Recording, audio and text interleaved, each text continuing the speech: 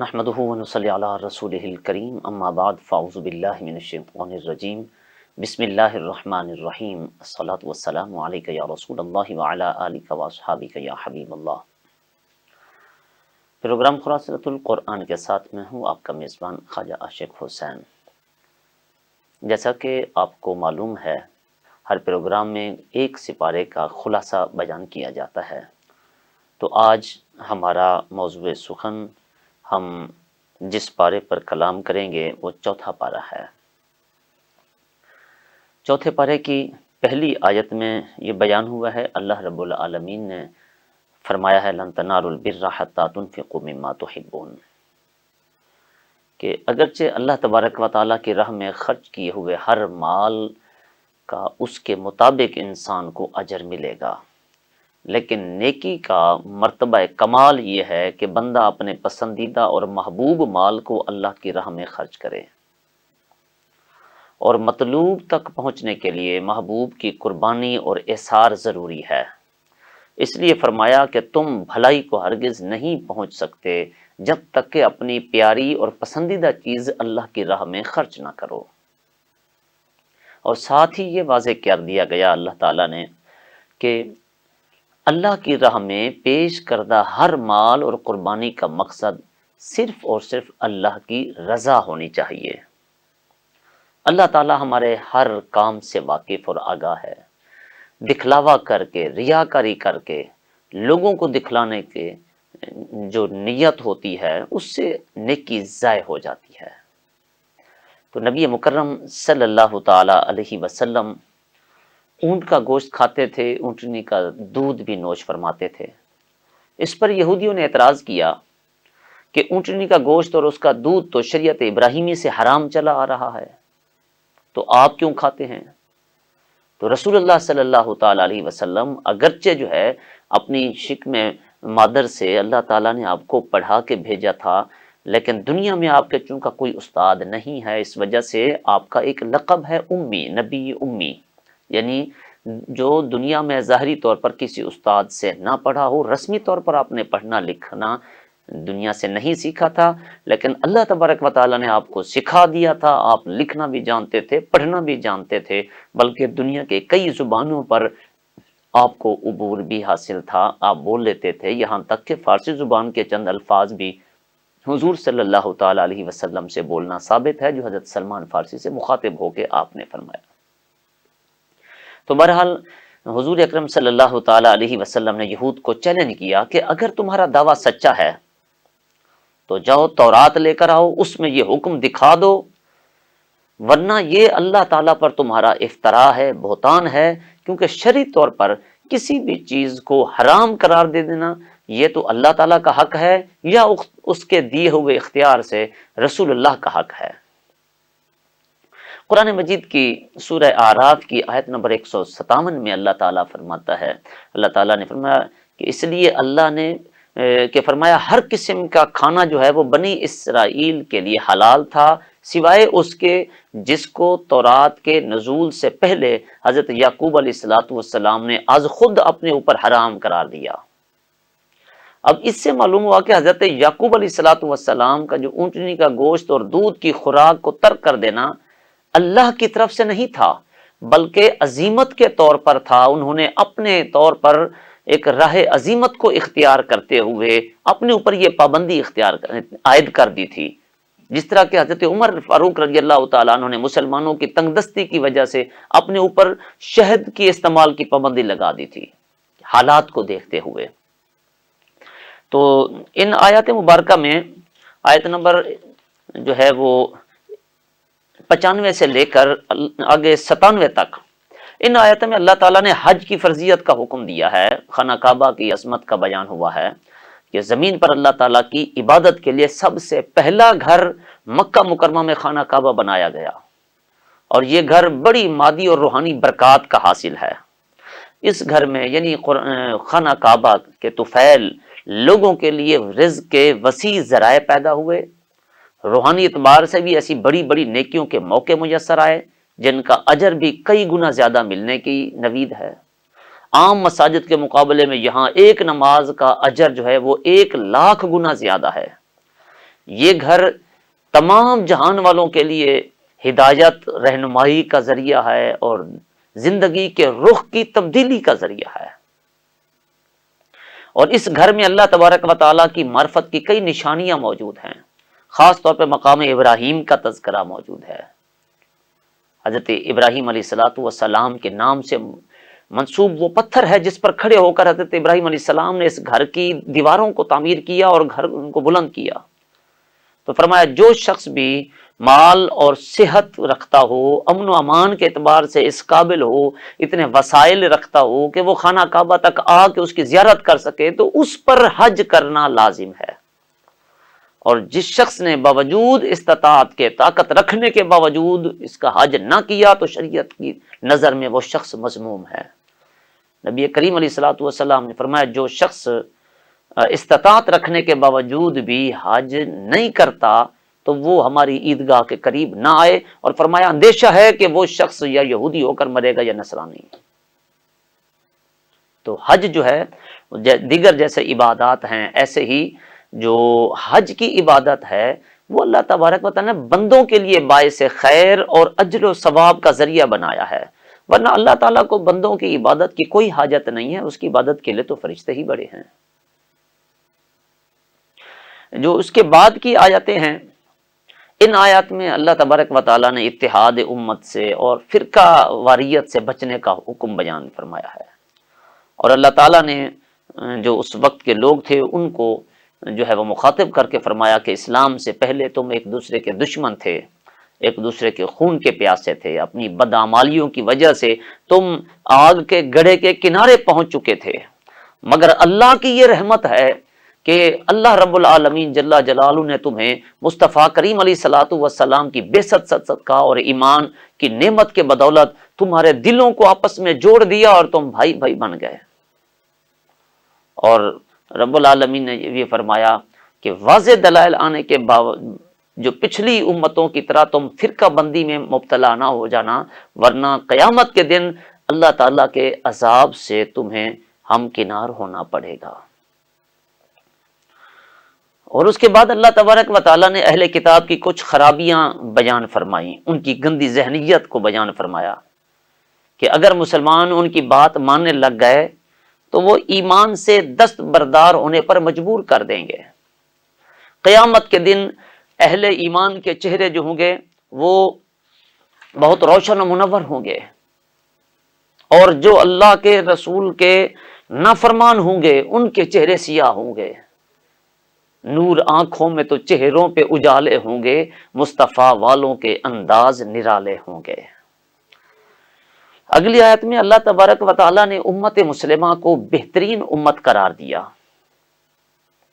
اور اس کی وجہ فضیلت یہ بیان فرمائی کہ تمہیں ایک مقصد کے لیے پیدا کیا گیا ہے کہ یامرون بالمعروف وینہون عن المنکر، کہ تم نیکیوں کا حکم دو، عالم انسانیت میں نیکی کو پھیلاؤ، برائیوں کو روکو۔ یعنی امت مسلمہ کی ذمہ داری یہ ہے کہ انسانیت کو حق کی دعوت دینا اور مصطفیٰ کریم علیہ الصلوۃ والسلام کے مشن کو آگے بڑھانا ہے۔ آیت نمبر 105 میں اللہ رب العالمین نے جو فرمایا ہے، اس سے ایک بات یہ بھی واضح ہوتی ہے کہ جو لوگ امت مسلمہ میں اختلاف اور انتشار پیدا کرنے کی کوشش کرتے ہیں ان کے لیے بہت بڑا عذاب ہوگا۔ قیامت کے دن انسانوں کے اعمال کا نتیجہ ان کے چہروں سے واضح ہوگا، ظاہر ہوگا۔ سیاہ کرتوتوں کی وجہ سے جن کے چہرے سیاہ ہوں گے، اللہ انہیں ملامت فرمائے گا کہ تم ایمان لانے کے بعد امت کو انتشار میں کیوں مبتلا کر دیا تھا، ہمارے بتائے ہوئے لاہ عمل کو اختیار کیوں نہیں کیا تھا۔ نیک لوگوں کے چہرے جو ہے وہ روشن و منور ہوں گے اور وہ ہمیشہ ہمیشہ اللہ کی نعمتوں سے لطف اندوز ہوں گے۔ آج جو لوگ امت کے اتحاد کو پرا پرا کر رہے ہیں، جو نفرتوں کے بیج بو رہے ہیں، جو تفرقہ بازی پیدا کر رہے ہیں، جو کفر اور شرک کی مشینیں لگا کر مسلمانوں کو ایمان سے خارج کر رہے ہیں، قیامت کے دن ان کے چہرے جو ہے وہ سیاہ ہوں گے۔ وہ سیاہ کرتوت لوگ جو ہے قیامت کے دن سیاہ روح بھی ہوں گے۔ آیت نمبر 110 میں اللہ تبارک و تعالی نے فرمایا اس کے اعتبار سے انتہائی اہم مسئلہ ہمیں امت مسلمہ کے مقصد سے آگاہ کر رہی ہے یہ آیت مبارکہ، کہ امت مسلمہ کا دنیا میں کام ہی یہی ہے کہ وہ نیکی کی دعوت دے، برائی سے منع کرے، اللہ پر یقین کامل اور پختہ ایمان رکھے، ہر طرح کے شرک سے اجتناب کرے، اور اگر امت اپنا مقصد پورا نہیں کرتی تو پھر اللہ کے عذاب کا اندیشہ ہے۔ ترمذی شریف میں نبی کریم علیہ الصلوۃ والسلام کی ایک روایت ملتی ہے، آقا علیہ الصلوۃ والسلام نے فرمایا، قسم ہے اس ہستی کی جس کے قبضہ قدرت میں میری جان ہے، تم ضرور نیکی کا حکم دیتے رہو اور برائی سے منع کرتے رہو، ورنہ اندیشہ ہے کہ اللہ تم پر اپنی طرف سے عذاب بھیجے گا، اور پھر ایسی حالت میں اس عالم میں اگر تم دعا بھی کرو گے تو تمہاری دعا نہیں سنی جائے گی، قبول نہیں کی جائے گی۔ اس آیت کے آخر میں یہ بتایا گیا کہ اس سے پہلے یہ ذمہ داری جو ہے وہ اہل کتاب کی تھی، لیکن ان میں سے چند لوگوں نے یہ ذمہ داری جو ہے وہ خاطر خواہ نبھائی، ورنہ اکثریت جو ہے وہ نافرمان رہی۔ اور اس موقع پر ہمیں بھی رک کر اپنا احتساب کرنے کی ضرورت ہے کہ ہم امر بالمعروف اور نہی عن المنکر کی ذمہ داری کہاں تک نبھا رہے ہیں، ہم کتنا نیکی کا حکم دے رہے ہیں۔ ہم دیکھتے ہیں کسی کو برائی میں مبتلا کوئی نہیں جی، ہر کسی نے اپنا اپنا جواب دینا ہے سانوں کی، نہیں، ہماری تو خیریت کا راز ہی اسی میں پوشیدہ ہے۔ اس ذمہ داری کو نہ نبھا کر ہم تو یوں سمجھیے کہ خیریت کا کلاوہ اپنی گردن سے نکال رہے ہیں، پھر تو اللہ کے عذاب کے مستحق قرار دیے جا رہے ہیں، اہل بن رہے ہیں اللہ کے عذاب کے۔ لیکن ہمیں یہ بھی یہاں پر یاد رکھنا چاہیے، اللہ تعالیٰ نے آگے یہی بات جو ہے وہ بیان فرمائی ہے آیت نمبر 113 میں، کہ تمام اہل کتاب ایک جیسے نہیں ہیں، ان میں سے بھی بعض معتدل مزاج بھی ہیں جو راتوں کو اللہ کی کلام کی تلاوت کرتے ہیں، نمازیں پڑھتے ہیں، اور قیامت کے دن پر، آخرت کے دن پر جو ہے وہ ایمان رکھتے ہیں، اور ساتھ ساتھ وہ امر بالمعروف نہی عن المنکر کا فریضہ بھی انجام دیتے ہیں۔ اللہ تعالیٰ ان کی نیکیوں کو نظر انداز نہیں کرے گا، اللہ تعالیٰ متقیوں کو خوب جانتا ہے۔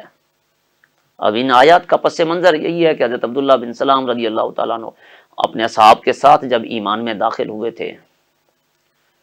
تو ابتدائی طور پر وہ پیچھے اونٹ کے گوشت کا تذکرہ آیا، وہ میں نے سرسید جو ہے وہ ذکر کر دیا ہے۔ اب ان کے جو یہودیوں نے کہا کہ یہ ہماری قوم میں سے بدترین لوگ ہیں جو اپنے باپ دادے کو دین چھوڑ کر اسلام کو انہوں نے اختیار کر لیا ہے، تو اس پر اللہ تبارک و تعالیٰ نے یہ آیت کریمہ نازل فرمایا یہی لوگ تو کام کے ہیں، تم ہی جو ہے وہ برے لوگ ہو، ورنہ اصل تمہارے اندر ہیرے تو یہی ہیں جنہوں نے نیکی کا راستہ اپنا لیا ہے۔ رب العالمین جل جلالہ نے اس کے بعد فرمایا کہ کافروں کے جو مال اور اولاد ہوں گے قیامت کے دن ان کے کسی کام نہیں آ سکیں گے، وہ ہمیشہ ہمیشہ جہنم میں رہیں گے، اور اگر کسی نیک کام میں وہ اپنا مال خرچ بھی کرتے ہیں تو ان کی مثال ایسی ہے جیسے کسی ظالم شخص کی لہلہاتی کھیتی ہو اور سخت سردی کی جو ہے وہ برفانی ہوا چل جائے اور ان کی ساری کھیتی کو تباہ و برباد کر دے، تو در حقیقت جو ہے وہ ایمان سے انکار کر کے جس طرح ان لوگوں نے اپنے آپ پر ظلم کیا ہے، اسی طرح اللہ تعالیٰ نے یہ مثال دے کر واضح کیا ہے، جس طرح اس کی کھیتی جو ہے وہ برباد ہو گئی، اسی طرح ان شخص کی جو کوشش و کاوش ہے اسی طرح برباد ہو جائے گی۔ تو ان کو اگر کوئی نقصان پہنچتا ہے تو اللہ کی طرف سے نہیں ہے بلکہ ان کے اپنے ہی سیاہ کرتوتوں کا نتیجہ ہوگا۔ اور پھر جو مسلمانوں کے ساتھ یہودیوں کی ازلی دشمنی ہے اس کا تذکرہ اللہ رب العالمین نے اس کا ذکر فرمایا ہے کہ اہل ایمان کو بھلائی نصیب ہو تو یہ لوگ جو ہے ان کے سینوں پر سانپ لوٹتے ہیں، ان کو تکلیف ہوتی ہے، اور اگر اہل ایمان کو کوئی مصیبت پہنچ جائے، کوئی نقصان پہنچ جائے تو یہ بڑے خوش ہوتے ہیں۔ اور البتہ فرمایا کہ اہل ایمان جو ہیں وہ حق پر ہیں، استقامت کا مظاہرہ کرتے رہیں، اللہ کی نافرمانی سے بچیں تو اہل کتاب کی سازشیں ان کا کچھ نہیں بگاڑ سکتی۔ فرمایا یہ اپنے جو ہے وہ غیظ و غضب میں جلتے رہیں گے، قل موتوا بغیظکم، فرما دو مر جاؤ اپنی قلبی جلن میں، تو مرتے رہو گے جو ہے وہ اللہ تعالیٰ جو ہے وہ تمہارے جو دل ہیں ان کا راز اللہ تعالیٰ وہ جانتا ہے۔ اور ان سے اگلی آیتوں میں اللہ تبارک و تعالیٰ نے جو فرمایا کہ منافقوں کو اور ان کافروں کو اپنا قریبی دوست اور رازدار مت بناؤ۔ اور اس کے بعد کی جو آیات مبارکہ ہیں، آیت نمبر 122 میں، اس میں غزوہ بدر کا تذکرہ ہے، جسے تمام اسلامی غزوات کا تاج ہونے کا شرف حاصل ہے۔ اور اس غزوہ کے شرکاء نے جہاں خود جرت اور بہادری کی انوکھی مثالیں قائم کی، وہیں اللہ کی قدرت اور غیبی مدد کے جو مظاہر تھے ان کو اپنے سر کی آنکھوں سے بھی ملاحظہ فرمایا کہ بظاہر مسلمانوں کی تعداد بھی تھوڑی ہے، ان کے پاس اسلحہ بھی بہت کم ہے، بلکہ نہ ہونے کے برابر ہے۔ ایسے نازک حالات میں پروردگار عالم جل جلالہ نے 3000 فرشتے ان کی مدد کے لیے اتارے، ان کو غیبی مدد سے نوازا۔ وہ علامہ اقبال رحمۃ اللہ تعالی علیہ نے کہا تھا نا، گر ہو براہیم کا ایمان پیدا، آگ کر سکتی ہے آج بھی انداز گلستاں پیدا، کہ اگر ابراہیم علیہ السلام جیسا ایمان پیدا ہو جائے تو آج بھی اللہ کی رحمت تمہیں سہارا دے سکتی ہے، آگ ٹھنڈی ہو سکتی ہے۔ اگر صحابہ جیسا ایمان پیدا ہو سکتے ہیں تو گردوں سے اتر سکتے ہیں فرشتے قطار اندر قطار۔ اب بھی تمہاری نصرت کے لیے، تمہاری مدد کے لیے آج بھی رب بھی وہی ہے، تمہاری مدد کے لیے فرشتے آج بھی نازل کر سکتا ہے۔ اور یہ بتایا گیا کہ مجاہدین کے لیے جو مدد آئی تھی، فرشتے نازل ہوئے تھے، وہ بس مومنوں کے اطمینان کے لیے تھا، دل جمی کے لیے تھا، ورنہ اصل مدد تو اللہ تعالیٰ خود فرماتا ہے۔ اب اس غزوے سے جو ہے یہ 2 سبق حاصل ہوتے ہیں بنیادی طور پر۔ پہلا یہ کہ جنگ میں جو فتح ہوتی ہے وہ صرف اسلحے کی کثرت اور افرادی قوت کی زیادتی کی بنا پر حاصل نہیں ہو سکتی، بلکہ اس کی بنیادی شرط جو ہوتی ہے وہ ایمان اور یقین اور اتباع رسول پر ہے، اور ساتھ استقامت اسلام پر، دین پر ہونی چاہیے۔ اور دوسری بات یہ کہ جب تک مسلمان اسلام پر اور حق پر ثابت قدم رہیں گے، اللہ کی رسی کو مضبوطی سے پکڑے رہیں گے، انہیں اللہ کی مدد بھی حاصل ہوتی رہے گی، ہمیشہ کفار پر وہ غالب رہیں گے۔ اللہ رب العالمین نے اس کے بعد آیت نمبر 130 میں پھر سود کی ممانعت کا حکم نازل فرمایا کہ حرام طریقے سے اپنے مال کو مت بڑھاؤ، دگنا چگنا نہ کرو، سود خوری سے بچنے کے ساتھ ہی تقوی کے اختیار کرنے کا حکم دیا گیا، اور فرمایا کہ اللہ کی رحمت سے محفوظ ہونے کے لیے اللہ اور اس کے رسول کی اطاعت کرنا تمہارے لیے ضروری ہے۔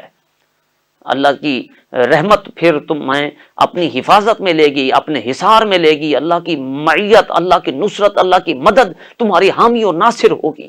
ہر لمحے قدم قدم پر تمہاری حفاظت فرمائے گی۔ اور جنت کے مستحقین جو ہیں وہ متقی لوگ ہوتے ہیں، ہر حال میں جو اللہ کے نام پر خرچ کرتے ہیں، غصے کو پینے والے ہیں، لوگوں کو معاف کرنے والے ہیں۔ تو فرمایا جو ایسا کرتا ہے تو لوگوں کو معاف کرنے والا ہے، اور اپنے گناہوں پر وہ اصرار کرنے کی بجائے وہ ندامت کے ساتھ توبہ کرنے والا بھی ہوتا ہے، وہ اللہ سے معافی مانگنے والا بھی ہوتا ہے۔ تو ایسے لوگ اقوام عالم جو ہے ان کے جرائم پر ان کی گرفت کا نظام جو ہے یہ جو پھر نہیں ہوتی، اللہ تبارک و تعالیٰ ان لوگوں کے لیے بچنے کا بندوبست فرما دیتا ہے۔ سورہ غزوہ بدر کے بعد ان آیات مبارکہ سورہ آل عمران میں پھر آگے چل کے جو ہے اس کا تذکرہ صرف حوالے کے طور پر آیا، یہاں پر جو زیادہ تر تذکرہ ہے اصل میں یہاں غزوہ احد کا ذکر مقصود ہے، اور جو تقریباً 55 آیات میں جو ہے وہ مکمل ہوا ہے۔ تو ان آیات میں افرادی قوت اور اسباب میں کمی جو ہے اس کے سبب دل چھوڑنے والے مجاہدین کو تسلی دی گئی، فرمایا کہ ثابت قدم رہ کر تم اللہ اور رسول کے احکام کی پیروی کرتے ہوئے اگر تم رہو گے تو اللہ کی مدد ضرور تمہارے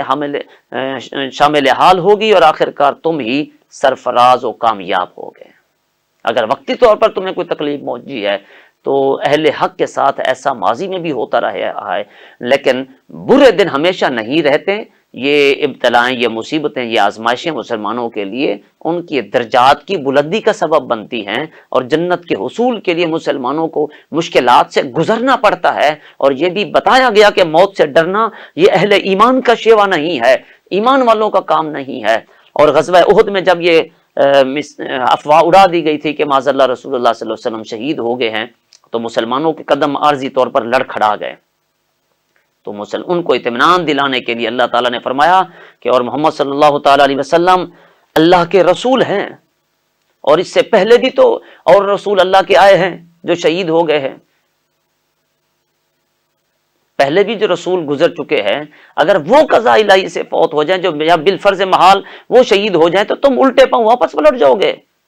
یعنی مسلمان کو ہر حال میں راہ حق پر ثابت قدم رہنا چاہیے، اور گزشتہ امتوں کے جو بلند ہمت اہل حق کا جو شعار بتایا گیا کہ ہر مشکل میں، ہر مصیبت میں اللہ سے رجوع کیا کرتے تھے، توبہ استغفار کیا کرتے تھے، تو کوئی بھی تم زندگی میں مشکل مرحلہ آ جائے، اللہ سے اپنا تعلق جو ہے اس کو مضبوط کر لو۔ غزوہ احد میں پیش آنے والے جو مناظر تھے اس کی قلبی تصویر کشی کرتے ہوئے کافروں پر جو مسلمانوں کا روب ڈال کر اہل ایمان کے مستقبل میں کامیابی کی جو نوید سنائی گئی تھی، جو کامیابی کا خوشخبری سنائی گئی تھی، جن پر اہل ایمان سے جو ہے میدان احد میں کسی قسم کی کوتاہی یا کمزوری کا مظاہرہ ہوا تھا، انہیں معاف کرنے کا اعلان کیا گیا۔ اور جن منافقین نے جہاد پر اعتراضات کیے تھے اور مسلمانوں کی صفوں میں انتشار جو ہے وہ پیدا کرنے کی کوشش کی تھی، ان کی بڑی سخت گرفت فرمائی گئی۔ اب منافقوں کا یہ کہنا تھا کہ مسلمانوں کی تعداد اور اسلحہ میں کمی اور کافروں کی تعداد اور اسلحہ میں برتری کے پیش نظر میدان قتال میں اترنا کوئی دانش مندی اور عقل مندی نہیں ہے، بلکہ یہ جہاد ہی نہیں ہے۔ منافق لوگوں نے یہ کہنا ہے اگر یہ لوگ ہماری طرح گھروں میں بیٹھے رہتے تو قتل ہونے اور زخمی ہونے سے بچ جاتے۔ تو قرآن کریم کہتا ہے کہ تم پر جب موت گھروں میں آ کر موت کا فرشتہ جو ہے وہ تمہیں دبوچ لے گا اور تمہیں موت کے منہ میں دھکیلے گا، تو اس وقت تم موت سے کیسے بچو گے؟ آج میدان جہاد میں تم جانے سے جو موت کے ڈر سے بیٹھے رہے ہو۔ تو اگلی آیات میں اللہ رب العالمین نے لوگوں کو دعوت غور و فکر دی گئی کہ زمین پر چل پھر کر اللہ کی جو ہدایت کو جھٹلانے والی قومیں ہیں ان کے انجام کو دیکھو، سیرو فی الارض، دیکھو کہ اللہ نے ان کا کیا حشر کیا ہے، ان سے عبرت حاصل کرو۔ اور اللہ کا یہ کلام اللہ کی نافرمانی سے بچنے والوں کے لیے حق کی وضاحت کرتا ہے، سیدھے راستے کی رہنمائی کرتا ہے، اور ساتھ ساتھ یہ دلوں کو نرم کرنے کا سامان بھی ہے۔ جو کوئی اس نعمت کی قدر کرے اور اس سے استفادہ کرے، اور دنیا آخرت کی بھلائیاں اس کا مقدر بن جاتی ہیں۔ اس سے آگے آیت نمبر 139 میں ایک بڑی اہم حقیقت کی طرف جو ہے رہنمائی کی گئی کہ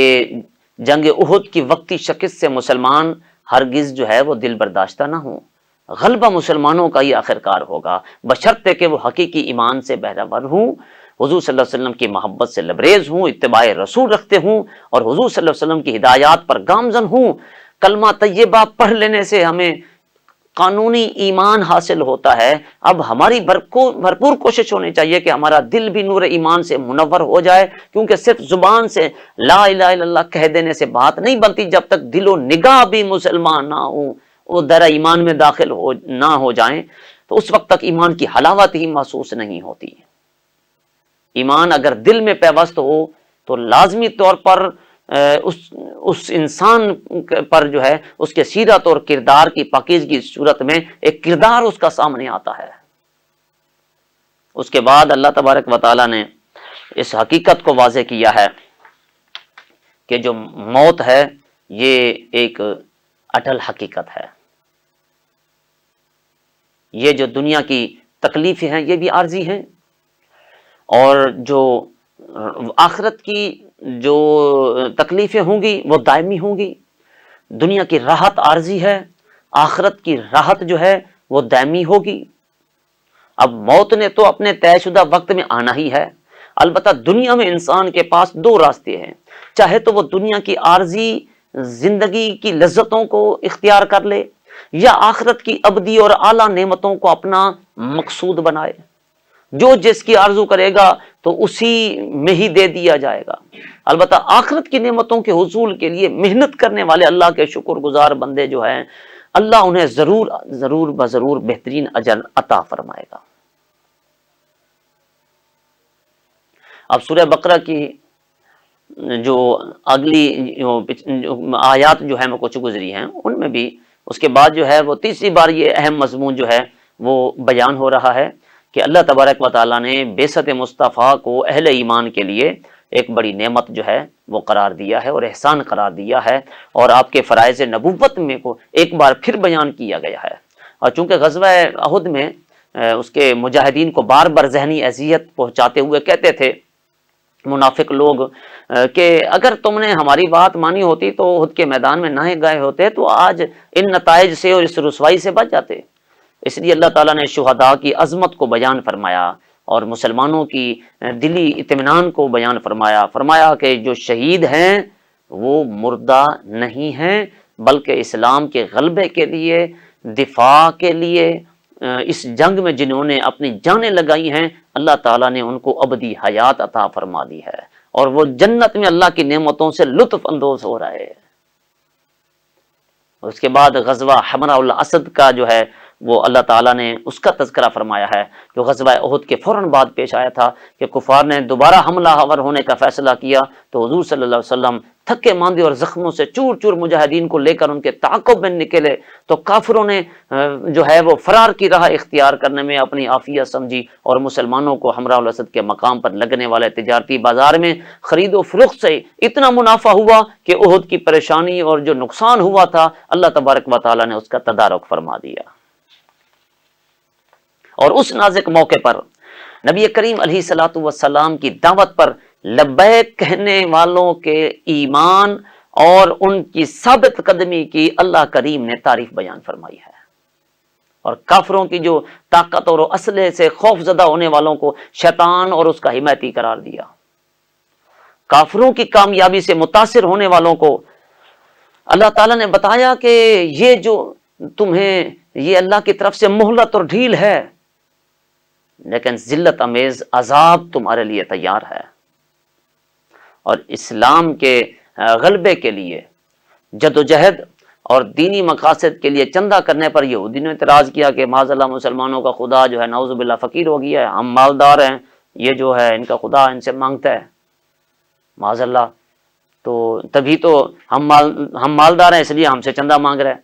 تو حضرت ابوبکر صدیق رضی اللہ تعالیٰ عنہ نے اس گستاخانہ بات کہنے والے یہودی کو زد و کوب کیا، اس کو مارا پیٹا اور اس کو قتل کی دھمکی دی، اور اس پر یہ کہ جتنے یہودی تھے سارے تلملا اٹھے اور حضور علیہ الصلوۃ والسلام کے سامنے اپنی گستاخانہ گفتگو سے انکار کر حضرت ابوبکر کو سزا دینے کا مطالبہ کرنے لگے۔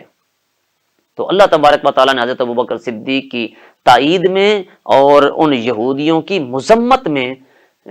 جو ہے وہ آیت نازل فرمائی اور فرمایا کہ اللہ نے ان کی گستاخانہ گفتگو سن لی ہے، یہ عادی مجرم ہیں، پہلے بھی اس قسم کی نازیبہ حرکتیں کرتے رہے ہیں، یہ لوگ نبیوں کے قتل جیسے بدترین جرم کا بھی ارتکاب کر چکے ہیں۔ اللہ نے فرمایا ہم انہیں قیامت کے دن جو ہے وہ آگ کا عذاب دیں گے، اور اس سے یہ بھی واضح ہو جاتا ہے حضرت ابوبکر صدیق رضی اللہ تعالیٰ عنہ کی غیرت ایمانی اور ان کی جو حمیت تھی اسلام کی، اس کے پیش نظر جو انہوں نے اقدام اٹھایا تھا وہ بالکل جائز اور درست تھا۔ تو یہ سلسلہ ہمارے پروگرام کا اسی طرح جاری و ساری رہے گا، لیکن یہاں پر وقت ہوا ہے ایک مختصر سے وقفے کا،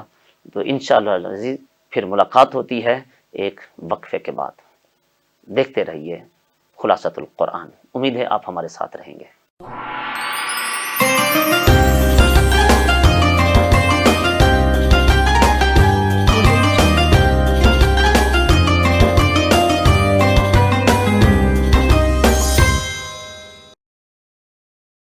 بولے دل کی بولیاں،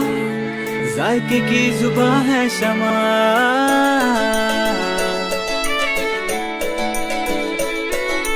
بولے بولے بولے بولے دل بولے کوئی ڈش آئی لو یو کہے،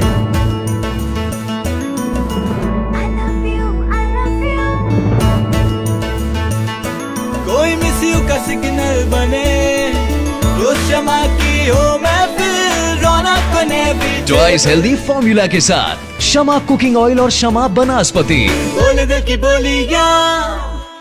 अल्हम्दुलिल्लाह, अल-फलाह मॉडर्न सिटी, जिसका शुमार मुल्तान के कामयाब तरीन हाउसिंग प्रोजेक्ट्स में होता है। हमने जो वादा किया वो पूरा किया। तरक्याती काम तकरीबन 90% मुकम्मल हो चुके हैं। सिर्फ चंद प्लॉट्स बहुत अच्छी लोकेशन पर बाकी हैं। हमारे प्लॉट होल्डर्स दूसरों से ज्यादा मुतमईन नजर आते हैं, क्योंकि इन्वेस्टमेंट और लोकेशन की जनूबी पंजाब में ऐसी कोई मिसाल नहीं। अल-फलाह मॉडर्न सिटी, जहां फुल प्रूफ सिक्योरिटी से आरास्ता, खूबसूरत एंट्री गेट, हुस्न जमाल से आरास्ता मस्जिद, कुशादा metal road, street lights, family park. आज ही आएं और देखें मुल्तान में एक हसीन जहान। Al Falah modern city. बुकिंग के लिए हमारे साइट ऑफिस तशरीफ लाएं। नुमाइंदा मौके पर मौजूद है। Al Falah modern city, Multan public school road, Multan. Head office Al Falah defence city, मतीतल road, Multan. 0300 2273 23 0302 744 5374 0313 6255 771। Corona में एहतियात का सभी बोलते हैं, मगर मुकम्मल एहतियात कोई भी नहीं करता। मुकम्मल एहतियात करे पुलाया डिसइंफेक्टेंट, जो सिर्फ बाहर से नहीं अंदर से भी करे डिसइंफेक्ट। घर, दफ्तर, मस्जिद, शॉपिंग मॉल्स, हॉस्पिटल्स, किसी भी जगह फ्रूट्स, वेजिटेबल्स और रोजमर्रा के इस्तेमाल की चीजों को करे मुकम्मल डिसइंफेक्ट। WHO की रिकमेंडेशंस के मुताबिक तैयार किया गया और पाकिस्तान की तमाम मुस्तनद लेबोरेटरी से सनद याफ्ता पुलाया डिसइंफेक्टेंट, जो करे हर तरह के जर्म्स और वायरसेस का 99.9% खात्मा। और दे मुकम्मल तहफ़्फ़ुज़। ये हुई मुकम्मल एहतियात की बात। पुलायर 1, 3, 5, 10 और 30 लीटर की पैकिंग में दस्तयाब है।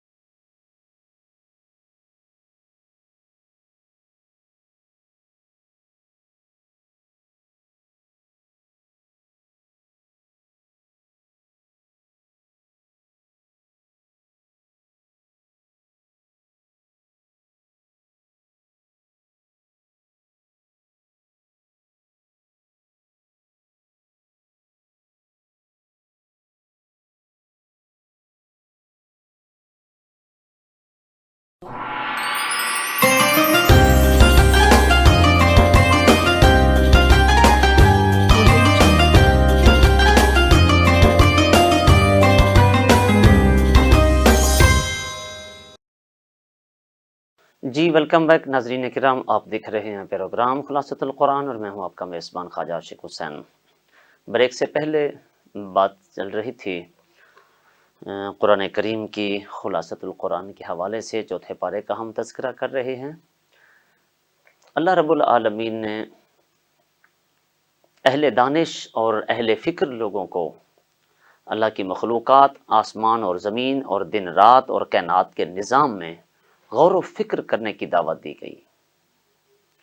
और अल्लाह के बरगुज़ीदा बंदों की 5 दुआओं का तज़किरा है जिन्हें शर्फ़ कबूलियत हासिल है। मर्द औरत की तख्लीक और उनकी ज़िम्मेदारियों में इख्तलाफ के बावजूद उन्हें अजर व सवाब में बराबरी की खुशखबरी सुनाई गई और बताया गया कि हिजरत या जिहाद जैसे अजीम व शान आमाल जो भी करेगा उनके लिए गुनाहों की माफ़ी का वादा अल्लाह ताला ने फरमाया हुआ है। और फिर ये बताया गया कि काफिरों के पास माली वसाइल की फरावानी है और ऐशो इशरत को देखकर जो उनकी फरावानी है, याशी है, उसको देखकर मोमिन को धोखे में नहीं पड़ना चाहिए। ये आर्जी दुनिया है, मामूली फ़वाइद हैं, आखिरत में उनका बदतरीन ठिकाना जहन्नम है। और मोमिनों के लिए, मुसलमानों के लिए, मुत्तकीन के लिए अल्लाह ताला ने जन्नत में नहरें और बागात जो है वो बनाए हुए हैं जो अहले ईमान के लिए तैयार हैं। یعنی اسی لیے فرمایا الدنیا سجن المومن و جنت الکافر، نبی کریم علیہ الصلوۃ والسلام فرمایا یہ دنیا مومن کے لیے قید خانہ ہے اور کافر کے لیے جنت ہے۔ تو اہل کتاب میں سے فرمایا کچھ انصاف پسند ایسے بھی ہیں جو قرآن اور نبی کریم علیہ الصلوۃ والتسلیم پر ایمان لانے کی نعمت سے سرفراز ہیں۔ آیہ نمبر 191 میں اس سے رہنمائی جو ہے وہ کی جا رہی ہے کہ آیات آفاقی پر غور و فکر کر کے جو لوگ اللہ رب العالمین کو یاد رکھتے ہیں اور انسان کی اور رب کی کائنات کی تخلیق پر غور کرتے ہیں اور بالآخر اس نتیجے پر پہنچتے ہیں کہ کائنات میں ہر شے با مقصد ہے اور ہر چیز اللہ کی اطاعت کر رہی ہے، اللہ کا ذکر کرتی ہے، اللہ کی تسبیح بیان کرتی ہے، تو ہمیں بھی کرنی چاہیے۔ اور ہر شخص جو ہے، ہر شے جب رب کے ذکر کرتی ہے، ایک حدیث مبارکہ میں ہے کسی درخت پر کلہاڑا اسی وقت چلتا ہے جب وہ اللہ کے ذکر سے غافل ہو جاتا ہے، کوئی پرندہ پنجرے میں تب پھنستا ہے جب وہ اللہ کے ذکر سے غافل ہو جاتا ہے، کوئی مچھلی جو شکاری کے جال میں تب پھنستی ہے جب وہ اللہ کے ذکر سے غافل ہو جاتی ہے۔ تو جب ہر چیز جو ہے وہ با مقصد اللہ کی اطاعت کر رہی ہے تو ہمیں بھی اس کی اطاعت کرنی چاہیے۔ انسان تو اشرف المخلوقات ہے، اور علماء نے یہ بھی لکھا ہے کہ جتنی بھی انسان کی جو عبادت ہے، وہ جتنی مخلوقات ہیں ان سب کی عبادات کا مجموعہ ہے یہ جو نماز کی صورت میں اللہ تعالیٰ نے ہمیں عطا فرمائی ہے۔ فرمایا جو درخت ہیں ہر وقت حالت قیام میں ہیں، اور یہ جو چوپائے ہیں، درندے ہیں، جانور ہیں، یہ ہر وقت حالت رکوع میں ہیں، اور یہ جو مینڈک وغیرہ ہے جیسے یہ ہر وقت حالت قادہ میں ہیں، اور جو حشرات الارض ہیں، کیڑے مکوڑے ہیں، سانپ ہے، بچھو ہیں، یہ جو ہے ہر وقت حالت سجدہ میں ہیں۔ تو اللہ نے ہمیں وہ عبادت عطا فرمائی ہے جو ان ساری مخلوقات کی عبادت کا جو ہے وہ منبع اور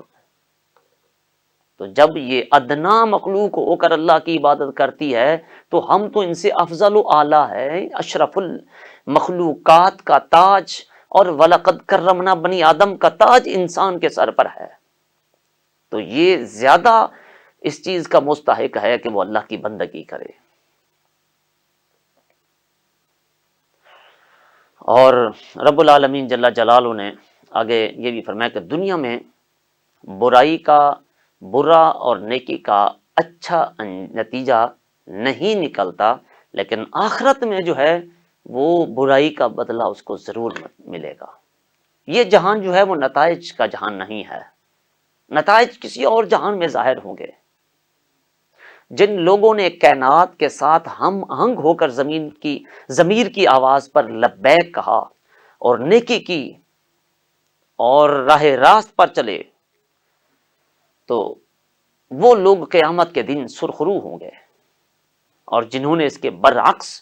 روش اختیار کی اور اپنی تخلیق کے مقصد کو بھول گئے، دنیا میں آنے کے اصل مقصد سے ہٹ گئے، تو ہر وہ چیز جو بے مقصد ہوتی ہے تو وہ کوڑا کرکٹ میں پھینک دی جاتی ہے، وہ آگ میں جلائے جانے کے لائق ہوتی ہے، پھر وہ اپنے منصب پر قائم نہیں رہتی۔ تو فرمایا انسان جب تو اپنی تخلیق کے مقصد کو پورا نہیں کرتا، پھر جو ہے تو جہنم میں ڈالے جانے کے لائق ہے، اور تیری تخلیق کا مقصد جو ہے وہ رب کی معرفت تھی اور رب کی عبادت تھی۔ اور پھر اس سورہ مبارکہ کی جو آخری آیت ہے 300 نمبر 200 آیہ مبارکہ، تو اللہ تبارک و تعالی نے اہل ایمان کو آخرت کی فلاح و بہبود حاصل کرنے کے لیے 4 طریقے بتائے ہیں، اس کی ہدایات دی گئی ہیں۔ 4 چیزیں اللہ تعالیٰ نے فرمائی ہیں۔ فرمایا ایک تو یہ کہ اللہ کی راہ میں استقامت کے ساتھ ڈٹے رہو، استقامت اختیار کرو، اور استقامت ایک ایسی چیز ہے، وہ صوفیہ کرام کے ہاں جو ہے ایک مشہور ہے قول کہ ایک استقامت جو ہے وہ 1000 جو ہے وہ مہینے کی جو عبادت ہے یا جو نوافل ہے اس سے زیادہ بہتر ہے. اور اللہ تعالیٰ کو وہ عمل زیادہ پسند ہے جس میں استقامت پائی جاتی ہو، اگرچہ وہ تھوڑا ہی کیوں نہ ہو. ایسا نہیں ہے کہ 4 دن بندہ جو ہے وہ فرض نمازیں بھی پڑھے اور نفلی نمازیں بھی شروع کر دے، اس کے بعد جو ہے پھر 4 دن پڑھے اور 4 دن کی چاندنی، پھر اندھیری رات، اور پھر نمازیں بھی چھوڑ دے، پھر فرض کے قریب بھی تک نہ آئے. فرمایا نہیں، اس کی نسبت وہ عمل جو چاہے تھوڑا بھی ہو، قلیل ہو، مگر اس میں استقامت پائی جاتی ہو تو وہ اللہ تعالیٰ کو زیادہ پسندیدہ اور محبوب ہے.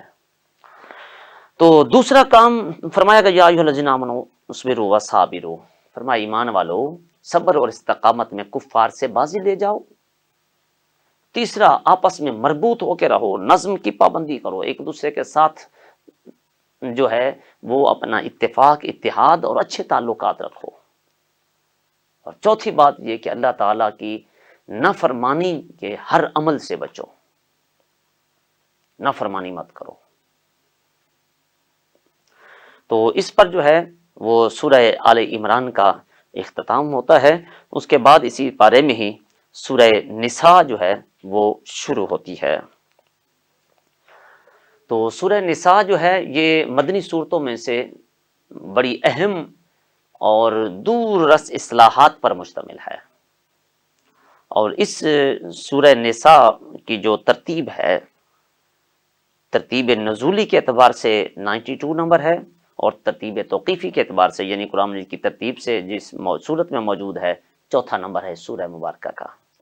کل آیات اس کی 176 ہیں اور 24 رکوع اس میں ہیں. تو یہ جو سورت مبارکہ ہے، اس میں جو احکام بیان کیے گئے ہیں ان کو اگر اسلام کا ترہ امتیاز بتایا جائے تو یہ قطعاً مبالغہ نہیں ہوگا. اس صورت میں سب سے پہلے جو ہے وہ گھریلو زندگی پر فوکس کیا گیا ہے، اور سب سے زیادہ توجہ گھریلو زندگی کو خوشگوار بنانے پہ دی گئی ہے، کیونکہ گھر ہی قوم کی جو پہلی اینٹ ہوتی ہے، گھر ہی وہ گہوارہ ہے، وہ ادارہ ہے، وہ سکول ہے، وہ مرکز ہے جہاں پر کسی بھی فرد کی تربیت اور قوم کے مستقبل کے معمار پرورش پاتے ہیں. گھر ہی وہ مدرسہ ہے، پہلا مدرسہ جہاں اخلاق اور کردار کی اچھی ہوں یا بری قدریں جو ہوتی ہیں وہ اس کے لوہے دل پر لکھ دی جاتی ہیں. اور وہ جو کچھ گھر سے سیکھا جاتا ہے اس کے نقش جو ہے وہ کبھی مدھم نہیں پڑتے. یہ صرف جذبات جو ہے کی بات نہیں ہے، تو بلکہ قرآن کریم جو ہے وہ حقائق کو دیکھتا ہے، بیان کرتا ہے. اس لیے گھر کے ماحول کو خوشگوار بنانے کے لیے قرآن کریم نے کچھ ضابطے عطا فرمائی ہیں، اور صرف نصیحتوں پر اتفاق نہیں کیا بلکہ اس کے لیے واضح قاعدے اور ضابطے اور قانون متعین فرمائے ہیں. امرا عربی میں عورت کو کہتے ہیں، جس کی جمع ہے نساء. اس صورت میں من جملہ دوسرے مسائل کے ساتھ ساتھ عورتوں کے انتہائی اہم اور حساس مسائل جو ہیں وہ زیر بحث آئے ہیں، اس لیے اس پوری صورت کا نام جو ہے وہ النساء رکھا گیا ہے. سورہ بقرہ کے بعد بھرپور طریقے سے جو ہے یہ جو مسائل پہ فوکس کیا گیا ہے وہ اس سورہ مبارکہ میں ہے. چونکہ مدنی صورت ہے تو اس لیے اسلام کے جو اندرونی مسائل تھے، مدنی جتنی بھی صورتیں ہیں اس پر فوکس کیا گیا. مکی صورتوں میں اسلام کے جو تشخص ہے کفار کے ساتھ جو زیادہ تر طرز تکلم ہے اور ان کے حوالے سے احکامات عمومی طور پہ جو ہے مزاج قرآنی پایا جاتا ہے. معاشرتی اور قومی مسائل کے ساتھ تشریعی مسائل، ہجرت اور جہاد پر بھی اس میں اچھا خاصا کلام کیا گیا ہے. غیر مسلم اقوام کے ساتھ تعلقات کی نوعیت کیا ہونی چاہیے، میراث کے حکام جو ہیں، کلالہ کا مسئلہ ہے اس پر بھی سیر حاصل گفتگو ہے، عقائد پر بحث کی گئی ہے، منافقین کا بھی تذکرہ اس صورت میں ملتا ہے، اور یہود و نصارہ کے جو مکروہ چہرے تھے ان کی بھی نقاب کشائی جیسے اہم موضوعات اس جو ہے یہ اس سورہ مبارکہ میں اس پر مفصل گفتگو کی گئی ہے. سورت کی ابتدا جو اللہ تعالیٰ نے فرمایا یا ایھا الناس اتقوا ربکم الذی خلقکم من نفس واحدہ، تقوی اختیار کرنے کی تلقین کے ساتھ سورت کی ابتدا کی گئی، اور اللہ کی قدرت کا بیان ہے کہ حضرت آدم علیہ السلام، حضرت حوا کی جو معجزانہ تخلیق کے بعد بے شمار انسانوں کو اس جوڑے کی پشت سے پیدا کر کے اس سرزمین پر اللہ نے پھیلا دیا، اور اس سے یہ اشارہ ملتا ہے کہ ایک ماں باپ کی اولاد ہونے کے ناطے تمام انسانوں کو ایک گھرانے کی افراد کی طرح آپس میں اتفاق و اتحاد سے زندگی بسر کرنی چاہیے، کہ تم سب ایک ہی باپ کی اولاد ہو۔ اور اس کے بعد یتیموں کی کفالت کرنے کا تذکرہ، ان کے مال دیانتداری کے ساتھ رکھنے کا حکم ہے، اور بیویاں رکھنے کی بات 4 بیویوں تک رکھنے کی اجازت ہے، بشرطے کہ ان میں عدل اور انصاف قائم رکھا جائے، اور یہ تعلیم دی گئی کہ ان کا جو حق مہر دیتے ہو وہ خوش دلی کے ساتھ دینا چاہیے، اور خواتین چاہیں تو اپنا حق مہر معاف بھی کر سکتی ہیں۔ تو معاشرے میں کچھ ناسمجھ افراد کی نگہداشت، ان کی مالی سرپرستی کا حکم بھی اللہ تعالیٰ نے جو ہے وہ اس میں دیا گیا ہے، جو بے وقوف ہے، ناسمجھ ہے کچھ۔ تو پھر وراثت کے موضوع پر جو ہے وہ آگے تفصیلی گفتگو کی گئی ہے، اور اس کے ساتھ ساتھ اللہ کریم نے آگے جو وراثت کے مسائل بیان فرمایا کہ تمام وارثوں کے جو حصے ہیں ان کو جو ہے وہ متعین فرمایا گیا ہے، کہ وارثوں کے استحقاق کو اللہ تم سے بہتر جانتا ہے۔ وراثت کی تقسیم سے پہلے میت کے قرض کی ادائیگی کی جائے گی، اور اس نے جو وصیت کی ہوگا اس کے ٹوٹل مال میں سے 3% پر، تیسرے حصے پر جو وصیت کی گئی تو اس وصیت پر جو ہے وہ عمل درآمد کی تلقین اللہ تبارک و تعالیٰ نے فرمائی ہے۔ ان آیات میں اللہ تعالیٰ کے احکام کو حدود اللہ قرار دیا گیا،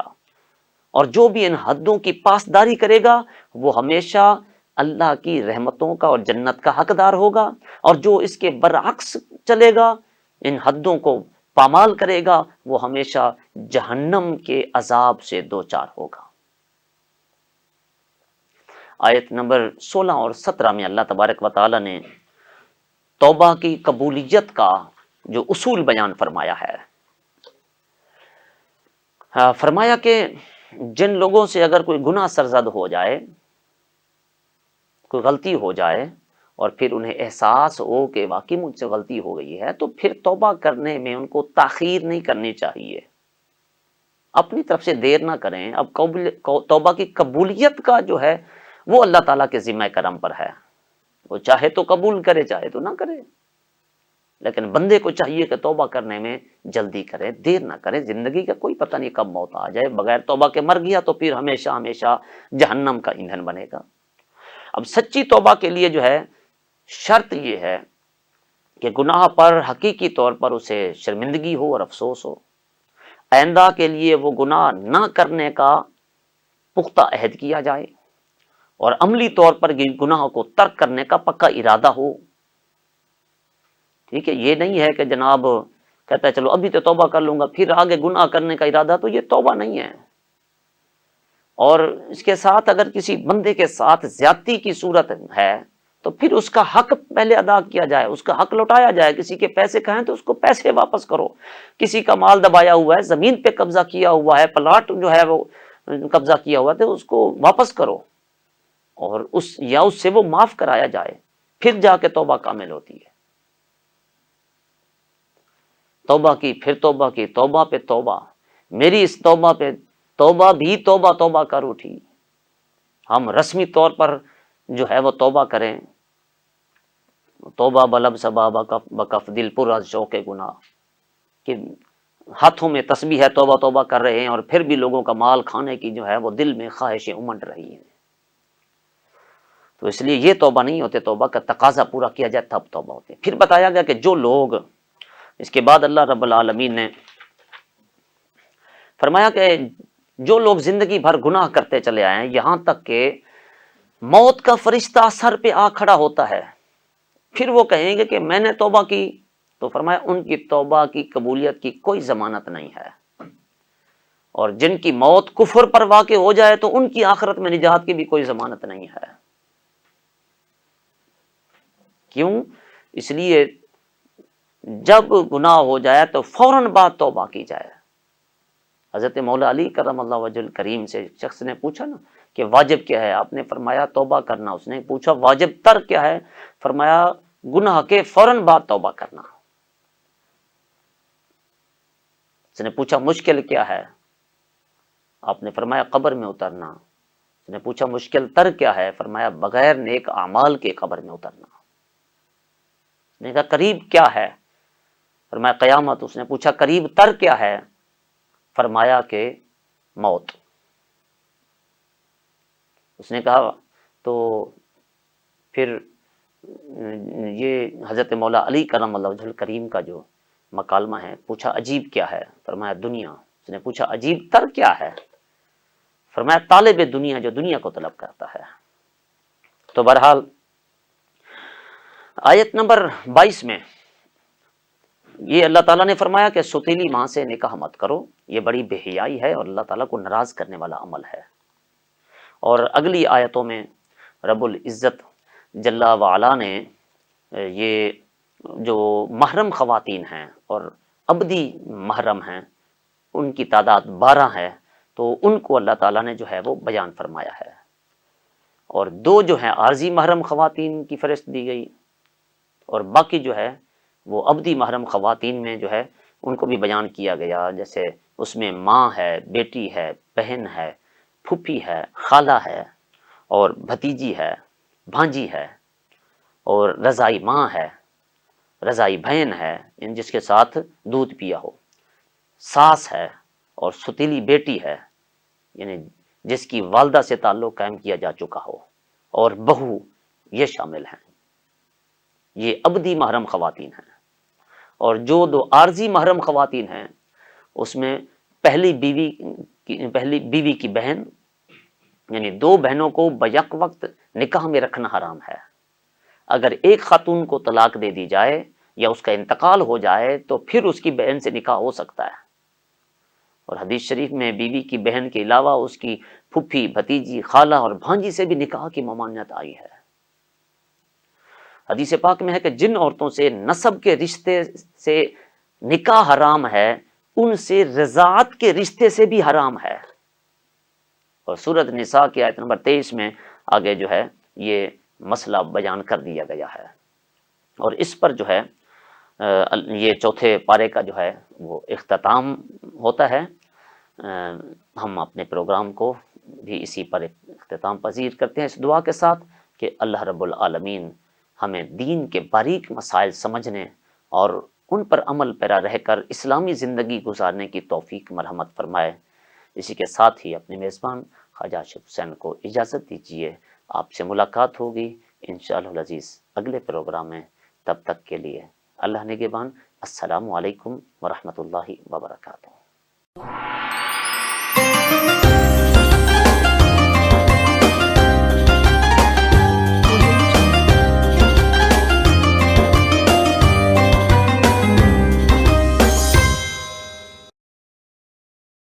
بولے دل کی بولیاں